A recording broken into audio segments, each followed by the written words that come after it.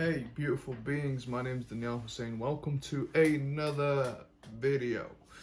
Now in this one we're going to talk about something really awesome which has changed my life for the better.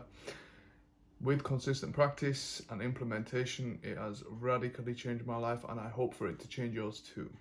Now, do you deal with negative emotions? I'm sure if you're human you do. We have a solution here, guys. So let's have a look. What is this list?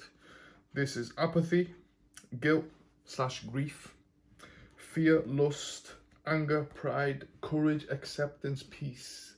Now these three are higher vibrational frequencies. When we are in courage, acceptance, peace, we are emitting a higher frequency. Whereas when we're in a state of apathy, that is low vibes. That is very low vibes. Now with apathy, you got to understand being apathetic is one of the worst places to be. When you are in apathy, that is when you no longer care. It's like where you're giving up on life. People think the opposite of anger is love, or vice versa. Whereas you got to understand, when I'm sure you've had it in your own personal experience where you've been angry at someone. When you're angry at someone, they could not be anywhere further from your heart. Does this make sense? And so apathy is the opposite, because it's a feeling of nothing. It's a feeling of emptiness. And what we can do with these emotions is we can release them. This is, I believe it's called the Sedona method, and this is releasing, emotional releasing. Now what we do is find yourself a nice quiet place. If you enjoy meditation, this is right up your alley. You'll enjoy this. It's really easy to get into. And you'll learn a lot about yourself. Learn about which emotions really tie you down. For me, anger has been a big one in my past. There's a lot of that in my childhood programming, because I was surrounded by people who were reactive and angry or quite a lot of the time. A lot of victimhood. And so what you can do is give yourself some time, a quiet place, sit down and close your eyes. And the first step is to welcome the emotion. Now understand the paradox here. I believe a lot of people are afraid of feeling negative emotions, and so instead of actually processing emotions, we like to numb them. However you numb them is entirely up to how the individual likes to process emotions. Some people might drink, for example. Some people do drugs. Some people could be addicted to sex, or some people could be addicted to food. There's so many different vices for people. Whereas this is a practice of facing your demons and releasing them and bringing harmony within yourself. So once you're sat in a quiet place and you're in a calm state, ask yourself, close your eyes and ask yourself, can I welcome apathy? And then, can I welcome some more? You could spend 5 minutes, you can spend an hour, you could spend half a day. You have no idea how many emotions are trapped internally. There are really interesting people out there who, instead of looking at disease from a biological perspective, they look at it now from an emotional perspective, because there's so many awesome doctors and healers out there who are really scientific. They've been through the whole methodology of killing it with radiation and doing this therapy and this treatment. And what they found is that the root cause of much of the issues we have are idiopathic, meaning it starts in here. Now that is shocking. This is something we should be taught in school, how to process your emotions, you understand? And so when you learn to welcome this, you're letting your subconscious welcome in the emotion. And then once you've welcomed the emotion enough times, then you start releasing. So after you've said, can I welcome any one of these emotions? If you welcome one of these, you might feel negative at the time because your body's processing these low vibrations. Whereas when you welcome these, you might immediately start feeling good. You might be feeling peaceful. You might feel a sense of less tension because you're accepting and letting go of the past. You're accepting courage and you feel more inspired to do this activity. And once you welcome them, you do the opposite. You say, can I release apathy? So for instance, let's say I wanted to meditate entirely on apathy. I like to meditate and just feel which one I need to release. I tend to focus on anger, sometimes a little bit of apathy. Pride is a big one, lust too.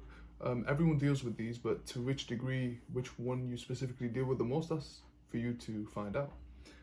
And once you welcome the emotion, begin to start releasing it, processing it out of your body, and you'll notice you'll feel lighter when you interact with people. There's something change about your vibration, and doing this is actually going to elevate your internal frequency. If you look at the research of the HeartMath Institute, it shows that the heart has a magnetic field which can emit up to 3 meters wide. Now, people talk about auras. What is an aura? An aura is a frequency which our bodies emit. I didn't used to believe all of this stuff, but we live in such a beautiful time now where the science has merged with the spirituality, where what the people have been saying for thousands of years is matching with real, verified science, not the one that's being sold to you through the drug industry, the sugar industry, with hidden agendas, and scientists who have been paid lots of money to misinform the public. Anyhow, if you listen to like Nikola Tesla, if you want to understand the universe, you got to look at the universe in energies, frequencies, and vibration. Some other guy, I think it was Isaac Newton. Energy can't be created nor destroyed; it can only be transferred. Hey, that's a good one, isn't it?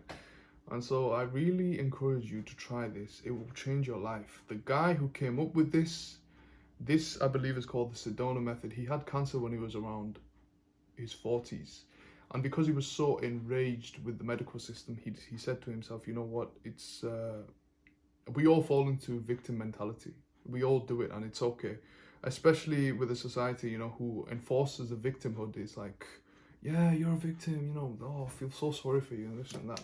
There's a time and a place to understand where you've been wronged, but being a victim will not give you results. When we learn to take our own power, when we learn to understand that we are powerful co-creators, we can take responsibility for our internal emotions, become an alchemist, make a bad day into a good day. And with this guy, when he got cancer, he had an immense hate and anger towards the medical system, and what he learned is that love is a good feeling. And when he started practicing this method, he started saying, can I welcome love? And he did it for days on end, on end, on end. He healed himself of cancer. He lived up to about 90. The doctors even said he had about 6 months to a year to live, and he lived for a very long time. And even the guy who taught me this, his name's Brian Beijing. His surname spelled as Begin, and he's from the channel called The Fearless Man, which helped men become more fearless in all areas of their lives. And he had immense health issues, and he used it to heal his gut. And I am currently going through some serious challenges, and I am using this technique to help me ground myself, get emotionally free, lighter. This stuff is important and powerful. I cannot emphasize it enough. I think this is more powerful than any meditation, like Vipassana meditation, for instance. That's where you sit there, get into a bliss state. But this will change your internal beliefs. It will change the vibration you emit.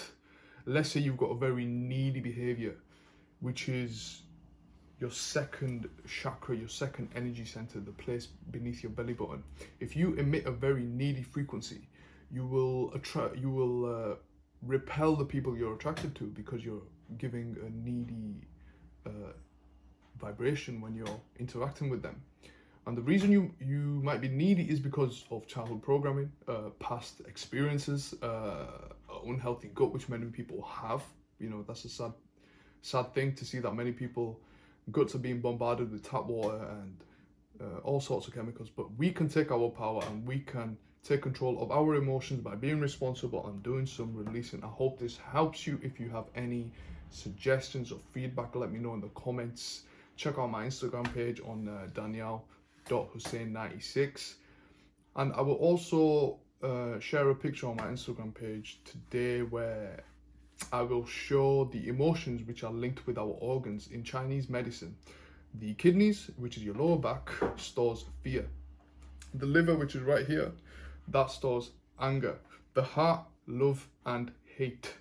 The lungs, they store grief and sadness. And what else is there?